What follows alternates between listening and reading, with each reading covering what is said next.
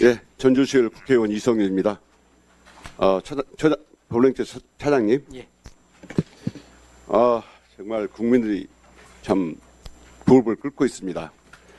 윤석열 내란 수계에 대해서는 우리 지기현 재판부가 온갖 특혜를 주고 있잖아요. 지하통로 출입하게 하고, 그리고 비공개로 하고, 그리고 피고인 자석이 아니고 중간에 앉히게 하고, 이런 특혜를 주는 바람에 국민들이 정말 부글부글 끓고 있습니다. 이번에 5월 1일 날 선고된 법원의 이 사법 쿠데타 정말 심각합니다. 이재명 대표 사건에 대해서는 온갖 외에만 적용해가지고 이렇게 또 초스피드로 빛의 속도로 재판을 선고하는 바람에 국민들이 참 분노하고 있습니다. 저는 5월 1일 날 이 판결을 보고 느끼는 게 생각나는 게 있었습니다.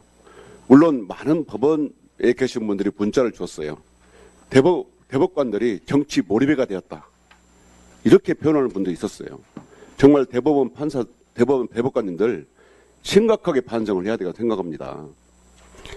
정말 지기현 판사가 탄핵을 해야 한다고 국민들이 주장할 정도로 심각하게 법원의 신뢰를 떨어뜨렸다면 이번 5월 1일 사법 쿠데타는 법원의 신뢰를 정말 땅에 묻어버렸다.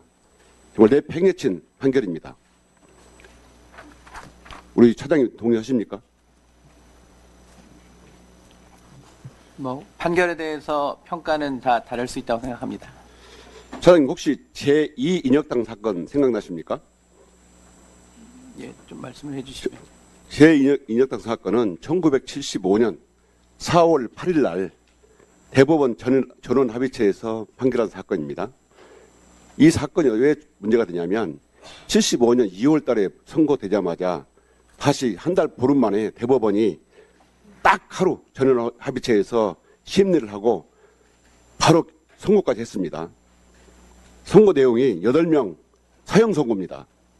대법원이 사형 선고 확정하자마자 그 다음날 새벽 4시에 8명을 사형 집행합니다. 이 법원에 있는 근무하는 분들이라면 누구나 인정합니다. 법원 사법역사상 가장 최악의 판결이라고.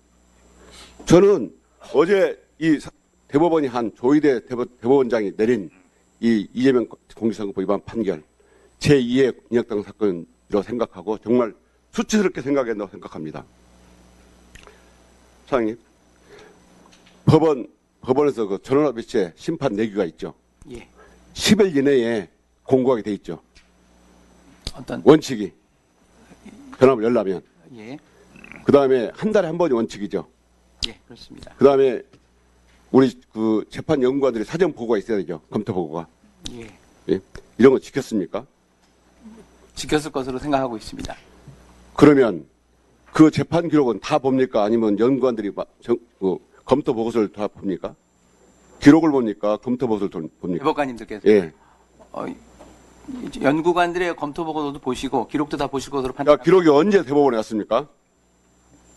그 상고 기록 접수가 된 때가 저희가 3월 28일이었고요. 예. 예, 그때서부터 지금 그 종이 기록에 대해서는 저희가 형사 사건에 있어서 전자 사본화를 취하고 있기 때문에 사본화 조치를 취해서 바로 기록을 보실 수 있습니다. 7만 쪽이 된다고 그러는데 이 7만 쪽을 읽으려면 며칠 걸리는지 아십니까? 한 사람이 8시간씩 읽어도 100일이 넘게 걸려요. 이 기록을 다 읽으셨다고요? 공보자료 보니까 공판 기록을 기초로 했다고 돼 있어요. 저는 이 기록 안 읽었다고 봐요. 사람이면 이 한 달 만에 다 기록하고 그다음에 전원 합의체 전압에 넘긴 지 9일 만에 판단할 수가 없는 거예요. 자, 왜 이재명 공직선거법 위반 사건은 전압에 넘겼습니까? 이 내규에 의하면 뭡니까? 사회적으로 중요한 사건이라서 그런 겁니까? 그럼 저도 대법원에서 사건이 있습니다. 2년째 재판하고 있어요. 소부했습니다. 이러면 국민들이 모두 우리 사건도 전압에 넘겨서 해달라고 그러면 어떻게 하실 겁니까?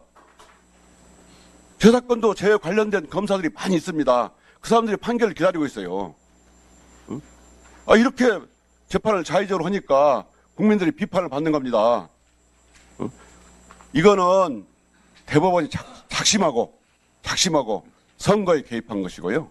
인혁당 사건처럼 A만 적용해가지고 하루에 이틀 만에 심리했지만 결국 7만 쪽이 되는 기록을 잠깐 심리하고 정말 빛의 속도로 판결을 내려가지고 국민들이 지금 선거가 한 달도 안 나는 시점에서 국민들이 배심원으로서 판결을 해야 한다고 생각하는데 법원이 그 사법부를 일으켜가지고 재판에 간섭하고 국민들의 리더 선임권, 대통령 투표권을 죽여버린 겁니다.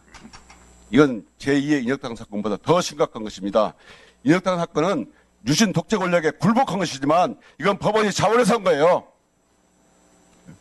이러니까 법원이 내란 세력이 동지했다 비판을 받는 거고 사법 쿠데타를 일으켰다는 비판을 받는 겁니다. 법원이 할 말이 없어요. 오죽하면 내부에서조차 저한테 부끄럽다는 얘기를 하는 겁니다. 응? 정말 이거 법원 판결문에 이런 반대의견 중에 감동적인 것이 있어 보여드리겠습니다. 대법원이 선거의 공정성을 내세워 허위사실 공표죄의 적용 범위를 넓히는 해석 방향을 취하는 것은 민주주의 발전의 역사를 후퇴시키는 퇴행적 발상이다. 특히 이와 같은 해석 방향이 검사의 기소 편의지와 결합할 경우 민주주의 정치와 법원의 정치적 중립성에 가해지는 위험은 심각할 수 있다. 정말 위원장도 말씀하셨지만 다수 의견보다 소수 의견이 더 페이지가 많지 않습니까? 이건 이례적이잖아요. 예? 정말 윤석열 12선 내란도 실패했지만 정말 이번 법원의 5월 1일 사법 쿠데타도 성공할 수가 없습니다. 왜냐하면 국민들은 다 알아요. 법원이 어떤 건수를 부렸는지. 죄다 윤석열이 임명한 재판관들이 다수 의견을 냈지 않습니까? 그렇기 때문에 국민의 비판의 저항의 직면에서 이번 쿠데타는 반드시 실패하고 법원 개혁의 비판에 직면할 것이다.